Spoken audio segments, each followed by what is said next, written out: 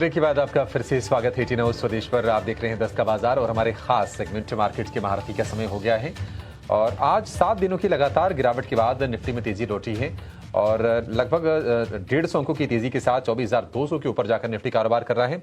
Nifty bank की बात करें तो 57,000 पर कल हमने देखा कि सपोर्ट लिया था निफ्टी बैंक ने और आज 400 अंकों की गेंस के साथ 57,650 के ऊपर आपको कारोबार करता हुआ नजर आएगा। सेंसेक्स की बात करें तो 77,500 के करीब है, लगभग 600 अंकों के आसपास की गेंस आपको सेंसेक्स में नजर आएंगी। और आज आईटी शेयरों से भी सपोर्ट लौटा है क्योंकि अमेरिका में बॉन्ड यील्ड्स थोड़ी सी गिरी है और वहां पर आईटी शेयर चले हैं और उसका कह सकते हैं कि rub off effect Indian IT stocks पर हमें देखने को मिल रहा है। सवाल है कि बाजार में हमारी रणनीति क्या होनी चाहिए, क्योंकि जो बड़ा इशू है स्टेट ऑफ हॉर्मुज का या फिर वेस्ट एशिया कॉन्फ्लिक्ट का, वो अभी भी जारी है और दोनों देशों में कोई बातचीत नहीं हो रही है। ये एक और टेंशन का विषय है कि ये मुद्दा कितना लंबा अभी खींचेगा। जरा समझते हैं कि आपकी रणनीति क्या होनी चाहिए। आज आपकी मदद करने के लिए हमारे साथ जुड़ गए हैं पाइपर सरिका के फाउंडर और फंड मैनेजर अभय अग्रवाल। अभय सर, बहुत शुक्रिया आपका समय देने के लिए। स्वागत है आपका टीना स्वदेश पर। सर, जो मेजर इशू है क्रूड का या फिर वेस्ट एशिया कॉन्फ्लिक्ट का, वो अपनी जगह पर अभी भी कायम है, लेकिन अगर हम बाजार के अन्य चीजों की बात करें तो अर्निंग पिक्चर अच्छी रही है, टैक्स कलेक्शन के जो डेटा आ रहे हैं वो अच्छे निकल के आ रहे हैं, फंड फ्लोज या फाइल्स के फ्रंट पर थोड़े सुधरते हुए नजर आ रहे हैं। कितना कॉन्फिडेंस आपका बाजार को लेकर है और क्या अब ये कुछ दिनों की बात है, बाजार अपने रेंज से निकल के आगे बढ़ने के लिए आपको कितना तैयार नजर आ रहा है? जी अभिषेक, गुड मॉर्निंग। देखिए, जैसे आपने कहा कि मार्केट को जितने पॉजिटिव ट्रिगर चाहिए थे उसके हाथ में है अभी। जो क्रूड प्राइस हाइक्स हैं जो होनी थी, अभी भी मुझे लगता है थोड़े हायर साइड पे है क्रूड प्राइसेस पर। जैसे जैसे वहां पे सर्टेनिटी बढ़ती जाएगी, क्रूड प्राइसेस नीचे आएंगे। दूसरी तरफ earnings, despite the West Asia crisis, earnings जो हमारे थे पिछले क्वार्टर के, मोस्टली आउट परफॉर्म किया है एनालिस्ट एक्सपेक्टेशन को और काफी अपग्रेड्स भी आए हैं उसके बाद। और तीसरा जो इशू है, एफपीआई सेलिंग का जो था वो भी रिवर्स हो रहा है। तो अब सवाल ये है कि मार्केट ऊपर क्यों नहीं जा रहा है। इसके इसके दो कारण है अभिषेक। एक तो जो मार्केट में ब्रॉड लिक्विडिटी है वो अभी भी नहीं है, पर वो आएगी और लग रहा है कि आ रही है वापस। दूसरा बड़ा इश्यू जो था कि जो बॉन्ड यील्ड्स थी ग्लोबली, वो काफी स्पाइक कर रही थी और अब जो 30 ईयर बॉन्ड से 5% के ऊपर चले गए थे यूएस में, और एक ऑलमोस्ट मिनी क्राइसिस जैसी सिचुएशन बन रही थी जहां पे काफी शॉर्ट पोजीशंस भी थी यूएस डॉलर बॉन्ड्स में।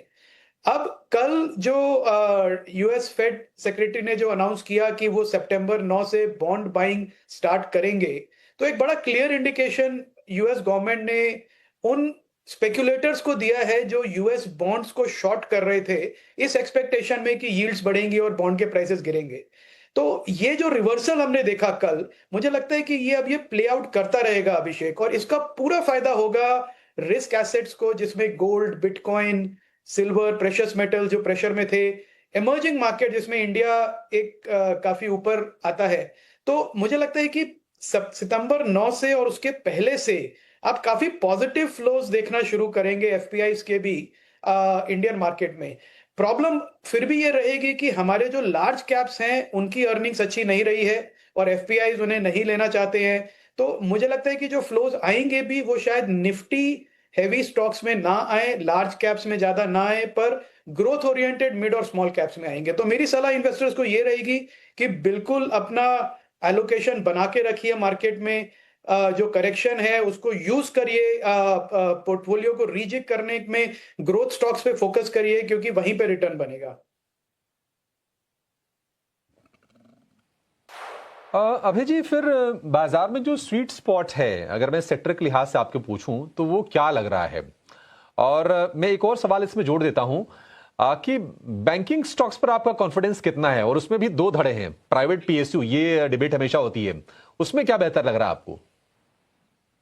देखिए, पहली जो आपने सवाल पूछा, जो स्वीट स्पॉट है, हमारा सबसे बड़ा ओवरवेट पिछले 2-3 साल से फार्मा है और वो हम उसी को मेंटेन करने वाले हैं। और फार्मा में भी दो भाग हैं अभिषेक जी। एक तो है जो पुराने लार्ज कैप्स जेनरिक कंपनीज हैं, मुझे नहीं लगता कि वहां पे ज्यादा अपॉर्चुनिटीज हैं इन्वेस्टर्स के लिए, क्योंकि वो ग्रोथ और मार्जिन के लिए थोड़ा चैलेंज रहेगा। पर मैं देख रहा हूँ कि काफी एक बड़ा सेगमेंट है कंपनीज का इंडिया में, जो स्मॉल और मिड कैप फार्मा कंपनीज हैं, जो बहुत फास्ट इमर्ज कर रही हैं। इनके रिजल्ट्स भी पिछले क्वार्टर में बहुत अच्छे थे। तो एक मिड और स्मॉल कैप फार्मा इनोवेटर्स की मैं कैटेगरी डिफाइन करूंगा। जेनेरिक्स बिल्कुल नहीं लाऊंगा उसमें, पर जो सीडीएमओ, फॉर्मुलेशंस, इनोवेशन, आर-एन-डी पे फोकस कंपनीज हैं, जो रजिस्ट्रेशंस कर रही हैं अपने खुद के प्रोडक्ट्स का डेवलप्ड मार्केट्स में, यूरोप में, यूएस में, मुझे लगता है कि ये यहाँ से मल्टी बैगर्स निकलेंगे। दूसरा हमारा जो बड़ा ओवरवेट है मॉडल पोर्टफोलियो में, वो है इलेक्ट्रॉनिक मैन्युफैक्चरिंग सेगमेंट का। और काफी लोग इसको बड़ा नैरोली डिफाइन करते हैं कि तो कॉन्ट्रैक्ट मैन्युफैक्चरर्स हैं, पर मुझे लगता है कि ये जो कंपनीज हैं इस सेगमेंट में, और इसमें मैं ऑटो इलेक्ट्रिकल कंपोनेंट कंपनीज को भी जोड़ना चाहूंगा। तो एक बहुत बड़ा स्पेस है। और इन कंपनीज ने अपने पिछले क्वार्टर में देखा हमने कि सेल्स भी काफी ग्रो करी, गाइडेंस भी बहुत अच्छी थी और मार्जिन्स भी इंप्रूव हुए, और balance sheet quality top class है, कोई भी लेवरेज नहीं है। तो मुझे लगता है ये जो इलेक्ट्रॉनिक मैन्युफैक्चरिंग का जो सेगमेंट है, जो ऑटो को, कंज्यूमर ड्यूरेबल्स को और काफी सारे सेगमेंट्स को इंडिया में और ग्लोबली केटर करता है, वो एक काफी अच्छा ग्रोथ सेगमेंट है। तो ये हमारे दो ओवरवेट हैं। और बैंक्स में पिछले 3 साल से लार्ज कैप प्राइवेट बैंक्स में हमारा नेगेटिव व्यू है, जीरो जीरो एलोकेशन है मॉडल पोर्टफोलियो में, क्योंकि वो दिख रहा था कि ग्रोथ के लिए ये स्ट्रगल करेंगे, क्योंकि डिपॉजिट्स जिस हिसाब से ये लोग ग्रो करते थे 20-20%, अब वो ग्रो नहीं हो रहे हैं।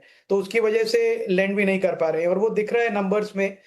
मैं ज्यादा ऑप्टिमिस्टिक हूँ स्मॉल और मिड साइज बैंक्स में, क्योंकि इन्होंने काफी अच्छे ग्रोथ नंबर्स दिखाए हैं, जो पुराने एनपीए के प्रॉब्लम्स है वो भी सॉल्व कर लिए हैं। तो मुझे लगता है कि पूरा जो लेंडिंग इंडस्ट्री है, उसमें सबसे बड़ा स्वीट स्पॉट है अभी स्मॉल और मिड साइज बैंक्स का, और लार्ज एनबीएफसीज का।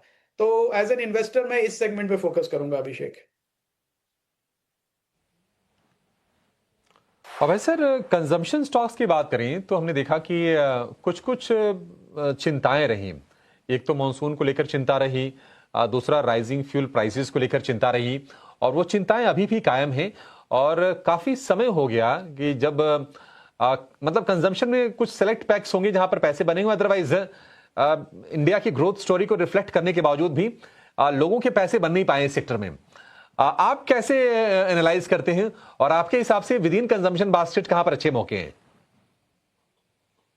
ये अभिषेक देखिए, इंडिया में कंजम्पशन स्टोरी है, ये नेक्स्ट 10-15 इयर्स का प्ले है।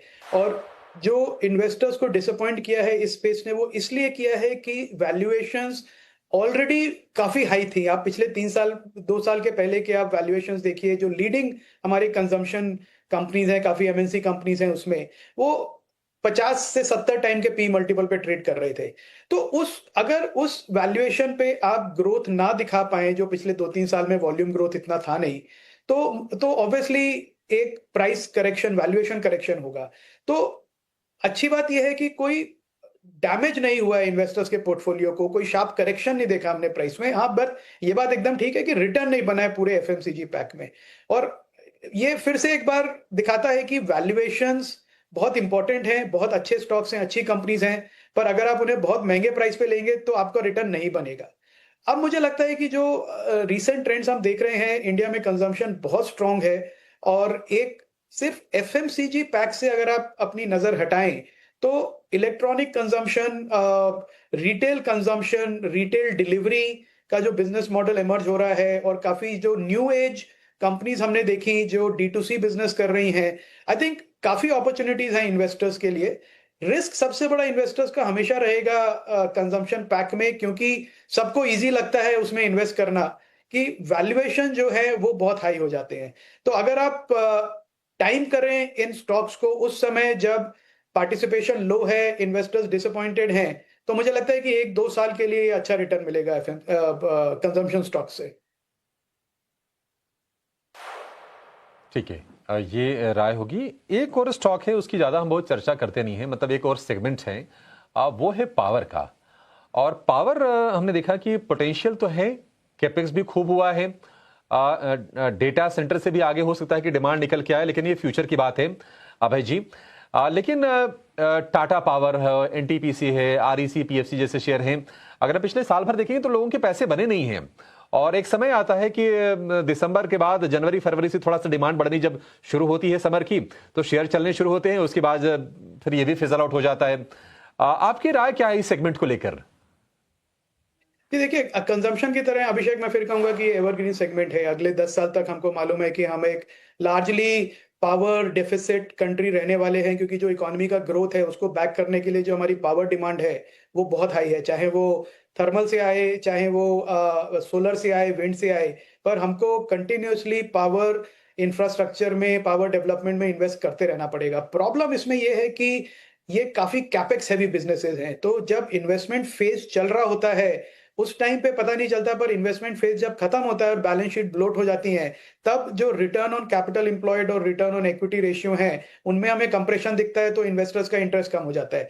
तो ये साइक्लिकल बिजनेसेस हैं अभिषेक। जब कैपेक्स साइकिल खत्म हो गई है तब इन्वेस्टर्स को इसमें आना चाहिए, क्योंकि वैल्यूएशंस तब उस समय कम होते हैं। और जब एक तेजी में हो पूरा सेगमेंट, तब मुझे लगता है इन्वेस्टर्स को एक टाइम पे इसमें प्रॉफिट बुक कर लेना चाहिए। ये सेगमेंट, पावर सेगमेंट, कोई मल्टी बैगर क्रिएटर नहीं है। ये आपको एक जो शुरू के जो मल्टी बैगर्स क्रिएट होने थे इस सेगमेंट में वो हो गए हैं, और अब जो है वो इन्वेस्टर्स को एक स्टेडी रिटर्न मिलेगा, और उससे ज्यादा इन्वेस्टर्स को इन स्टॉक से और इस सेगमेंट से एक्सपेक्ट भी नहीं करना चाहिए।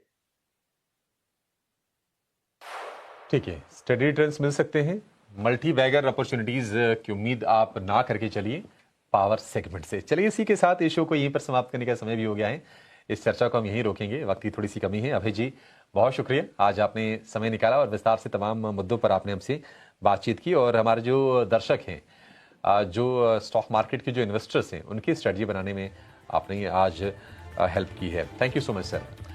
चलिए, फिलहाल इतना ही। निफ्टी अपने गेंस को पूरी तरह से होल्ड कर रहा है 140 अंकों पर, 24,200 के ऊपर। निफ्टी बैंक 57,700 के करीब, 425 अंकों की तेजी।